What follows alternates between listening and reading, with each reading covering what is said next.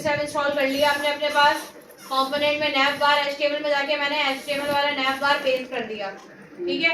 HTML वाला nav बार paste करने के बाद जो हेडर में था मैंने हेडर में जाके स्लाइडर पेस्ट कर दिया, ठीक है। ये देखिए हेडर में हेडर का एक स्लाइडर उठा के पेस्ट कर दिया, nav बार में nav बार पेस्ट कर दिया। ये दोनों चीजें जितने भी कंपोनेंट है ना, यहाँ पे वन वे में मेरे पास और भी कंपोनेंट है।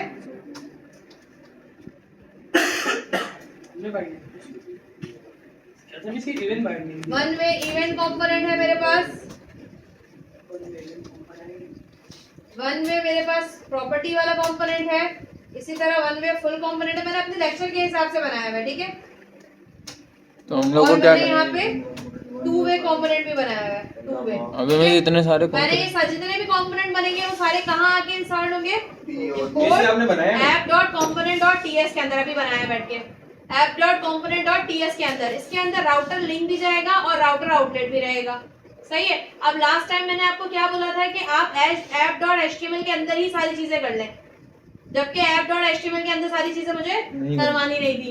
मैंने क्या किया, मुझे राउटिंग करनी थी, तो मैंने राउटिंग करते हुए क्या कर दिया, app.route.ts में गई और यहाँ पे जाके nav URL और हेडर। अब तो मेरे पास क्योंकि वन वे और टू वे वाले कंपोनेंट्स बन चुके हैं, तो हम एक काम करते हैं, कंपोनेंट में आगे चेंज कर लेते हैं।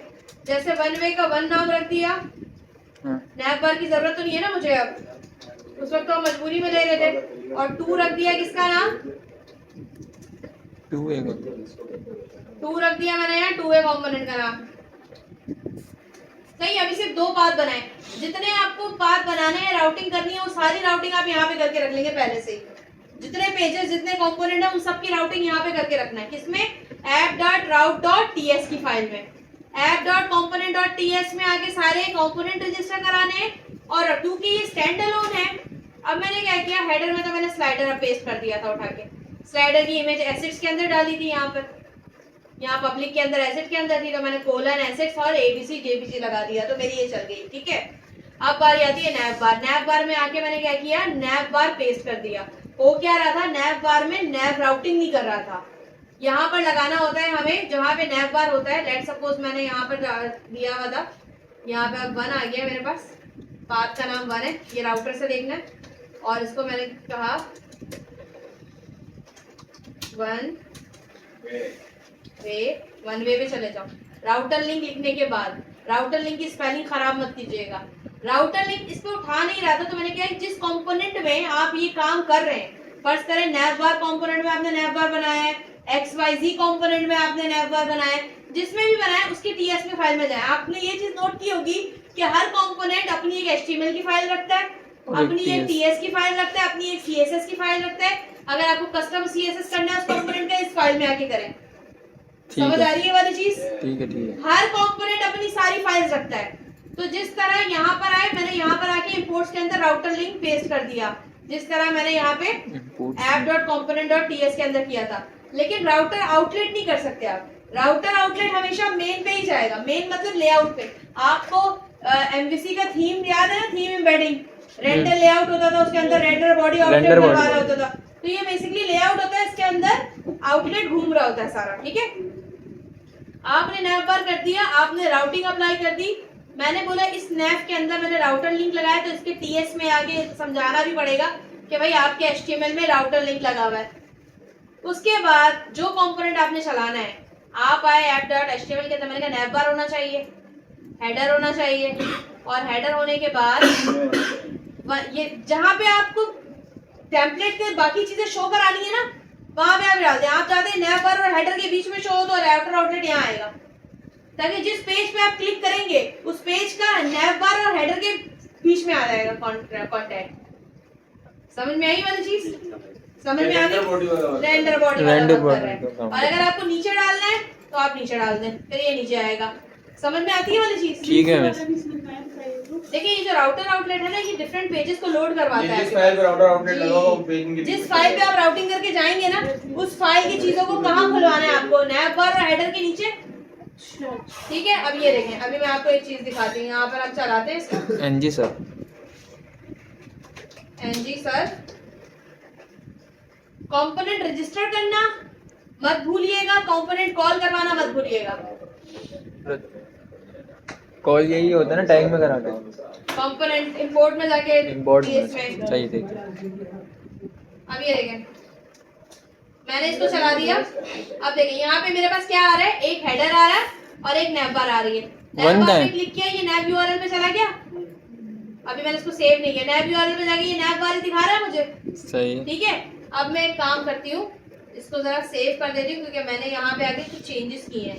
चेंजेस इन द सेंस यहाँ पर आके वन वे वन कंपोनेंट दिया ताकि पाथ में वन आ जाए। ठीक है, वन वे आ रहा है, वन वे पे क्लिक किया, ये मुझे वन वे, अच्छा एक मिनट पहले हम वापस जाते हैं One इसके way। पास से, इस पे तो पाथ लगाया नहीं था मैंने। वन वे, ठीक है। अरे यार ये हर जगह पे करता है, मैंने वन का नाम गलत दे दिया, जाके देखें जरा। वन app.route.ts वन वन में नहीं होता, ये सेव नहीं करने की वजह से, आपको पता है कि सेव नहीं करने की वजह से ये सब कुछ हो रहा होता है। अगर आपने सेव नहीं किया, ऑटो सेव रख। अभी कर देते हैं, अभी कर देते हैं। कोई पंचायत नहीं है, उन्होंने पंचायत बना ली है। जा रहा है इसमें, वो सेव है ना उधर से। अब इसको हटा के मैं इसे चेंज कर दूंगी, नैव URL पे जा रहा है, ये इसने नैव बार खोल दिया। अब कंपोनेंट में ना मेरे पास कंपोनेंट सही नहीं दिया हुआ मैंने यहाँ पे। आप यहाँ पे जाके जो भी कंपोनेंट ऐप राउट के अंदर देंगे वो राउट खोल के देगा नैव बार। मैंने ऊपर से फाइल इंपोर्ट नहीं कराई थी, इसलिए मेरा वन वे वाला नहीं खुल रहा था। अब एक और चीज देखें, यहाँ आके मैंने कहा मेरा नैव बार यानी कि जो पेज मुझे खुलवाना है वो नीचे खुल रहा है। मैं चाह रही हूँ ये नैव बार और कैरोसेल के बीच में खुले, तो आप क्या करेंगे, इसको आउटलेट उठाएंगे यहाँ से, ऊपर चिपका देंगे बीच में।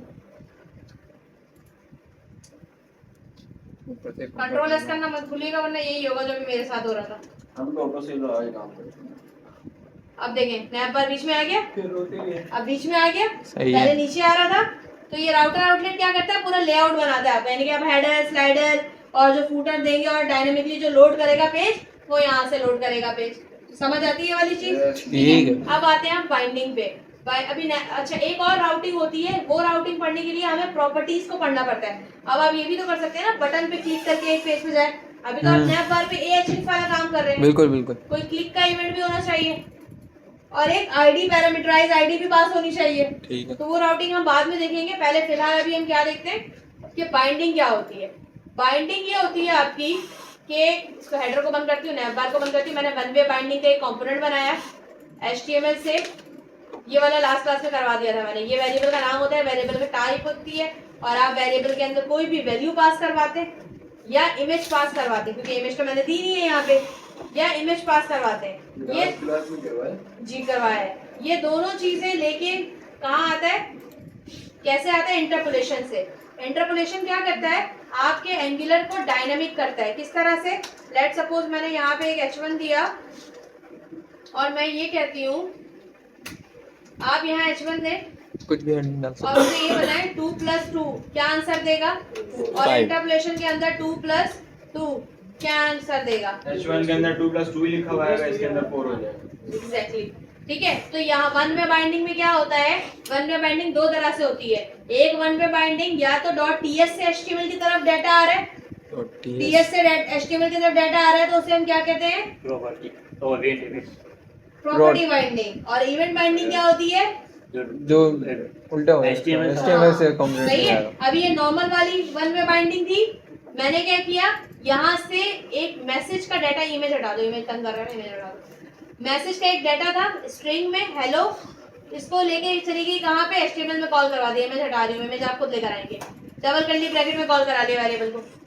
तो बैकएंड से क्या होगा, इमेज आ नहीं दी थी, वो URL नहीं दिया हुआ था मैंने। एक और मैसेज दे दे, मैं दे देती हूँ नाम, नाम में दे देती हूँ स्ट्रिंग, आप URL देंगे वो आ जाएगी। ठीक है। अब यहाँ पर आके मैं आसान के नाम दे देती हूँ,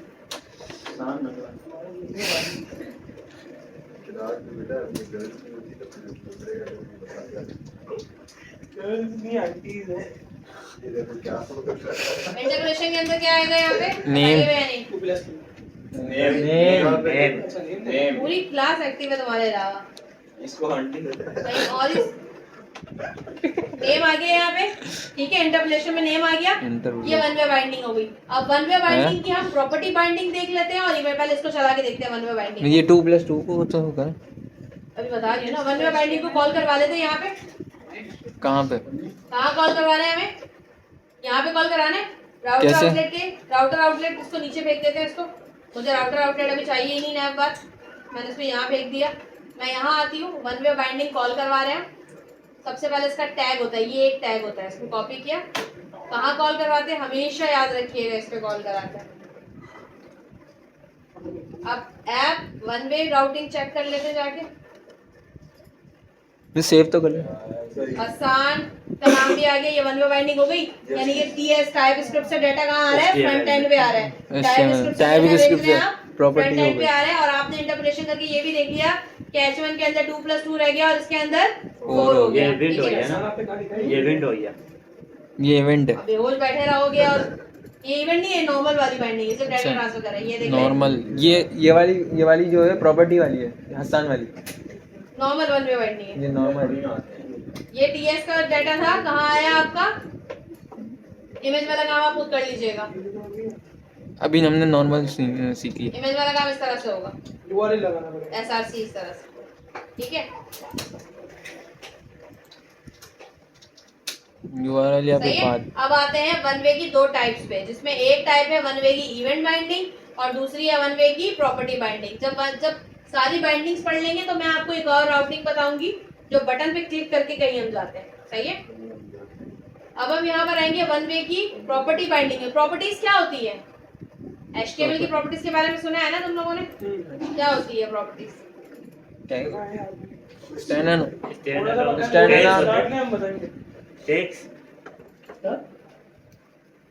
सिमेंटिक। बताइए क्या होती है? थोड़ा सा बताएं, बाकी बता। प्रॉपर्टीज क्या होती है? किसी भी इसकी प्रॉपर्टीज क्या होती है? प्रॉपर्टी किसी का HTML के टैग की प्रॉपर्टीज होती है, किसी को इनेबल करना, किसी को डिसेबल करना, किसी का कलर चेंज करना, एट्रीब्यूट, रीड ओनली, ये सारी क्या प्रॉपर्टीज है ना, ठीक है। अब यहाँ पे बटन क्या आ रहा है? बटन की प्रॉपर्टी क्या इस्तेमाल की है? Is disable. ये प्रॉपर्टी है, स्क्वायर ब्रैकेट में जो भी नजर आए उसको हम कहते हैं प्रॉपर्टी बाइंडिंग। अच्छा, ये प्रॉपर्टी जो HTML के एट्रीब्यूट को, HTML के प्रॉपर्टी को ही बाइंड करती है, उसे कहते हैं हम क्या? Property binding. HTML, हाँ, कैसे किया डिसेबल? TS की फाइल में गए, मैंने शायद ईमेल पे एक चीज लिखी हुई थी, रीडमी की फाइल कहाँ गई मेरी? मैंने एक चीज रीडमी की फाइल में लिख के भी दी थी कि अगर TS से HTML या इंटरपोलेशन पे जा रही है तो उसे हम क्या कहते हैं? Property binding. और अगर फ्रंट एंड से HTML से TS पे आ रही है तो उसको हम क्या कहते हैं? Event binding. यानी कि प्रॉपर्टी बाइंडिंग में मेरा डाटा किस इंतजार में बैठा है कि मुझे टाइप स्क्रिप्ट से कोई डाटा मिलेगा। अगर मैं इसकी बात करूं तो बिल्कुल अभी आप सही कह रहे थे कि ये जो नॉर्मल वाली बाइंडिंग है ये भी प्रॉपर्टी बाइंडिंग ही कहला गई ना।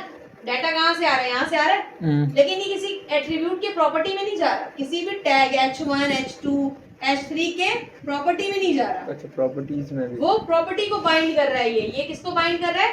प्रॉपर्टी को बाइंड कर रहा है। किसके? डिसेबल। बटन की एक प्रॉपर्टी होती है डिसेबल, HTML पढ़ी है ना सबने? सही है। बटन की एक प्रॉपर्टी होती है डिसेबल, बटन की एक प्रॉपर्टी होती है रीड मी, रीड ओनली, सही है। अब ये यहाँ से डाटा आया इज डिसेबल, मैंने कहा बूलियन ट्रू। बूलियन में बूलियन क्या? बूलियन का डाटा क्या है? ट्रू एंड फॉल्स रिटर्न करता है। उसके बाद एक फंक्शन बताया टॉगल बटन सेट का। आप ABC के नाम से भी फंक्शन बना सकते हैं, जिस नाम से फंक्शन बनाना बना रहे हैं। मैंने कहा these dot is button, button अगर डिसेबल नहीं है तो उसको उलट कर दो, डिसेबल है तो उसको इन्वर्टर लगाने का क्या मतलब होता है? एक चीज उलट हो गई। यहाँ पर आते हैं, इसको कॉल करवाना हो अगर मुझे तो मैं क्या करूंगी? वन वे इवेंट बाइंडिंग वाले काम को कंपोनेंट में जाके इसका सिलेक्टर, हम TS में जाके इसकी सिर्फ ये वाला टैग बनाते हैं। इसको आप अपनी मर्जी से भी नाम दे सकते हैं रजिस्टर करने से पहले। यहाँ आए, अब वन वे के नीचे मैं ये वाला काम कर रही हूँ, वन वे प्रॉपर्टी बाइंडिंग, ठीक है। और इसको आने के बाद तो मेरा चल रहा है ऊपर वाला भी तो वन वे कंपोनेंट है, वो कह रहा है इमेज URL, इमेज का ही मसला आ रहा है। नहीं, इमेज URL में डालो, इमेज URL प्रॉपर्टी बाइंडिंग थी। NG सर मैं अभी भी वन में कब बोला? यहीं पे मैंने टैग वैग बंद नहीं किया इधर। ये कह रहा है ऐप वन वे प्रॉपर्टी बाइंडिंग में आपने कहीं स्पेलिंग की मिस्टेक की है। चलो आए देखें, बताएं कहाँ पे की है। मैंने रजिस्टर नहीं करवाया, क्या नहीं किया है। एक मिनट इसको मिटाते हैं और इसको सुकून से काम करते हैं।